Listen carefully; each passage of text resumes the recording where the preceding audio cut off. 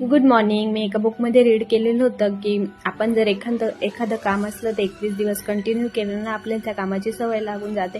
आणि माझ्या पण बाबतीत हा एक्सपिरियन्स घडलेला आहे की मी 21 दिवसापासून ब्लॉगिंग चालू करते. तर एखाद दिवशी असं शूट वगैरे नाही केलं ना तर असं वाटतं मी काहीतरी काम नाही केलेलं आहे, कुठंतरी कमी पडलेली आहे असं वाटत चालतं. आणि हो, मला पण आता ह्या गोष्टीची सवय लागून गेलेली आहे, त्यामुळे मला खरंच छान वाटतंय. आणि त्यानंतर मग मला आज पोहे बनवायचे होते, मग मी पोहे बनवले. आणि ज्या दिवशी मला घाई असते त्या दिवशीच ह्या कॅनमधलं तेल संपून जातं, त्यामुळं मग परत तेल वगैरे काढत बसली.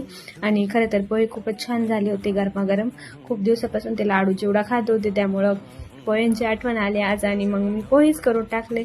आणि पोहे खरंच छान झालेले होते, अगदी टेस्टी झाले होते. आणि त्यानंतर मग संध्याकाळच्या वेळेस मला वरती जायचं होतं टेरेसवरती, आणि त्यानंतर मग मी गेले आणि मला खूप छान बासरीचा आवाज येत होता. म्हटलं कोण वाजवतंय, तर मग तिथे गेल्यानंतर समजलं की बाबा इतकी सुरेख बासरी वाजवत होते. मी तुम्हाला पण आवाज ऐकवते तो.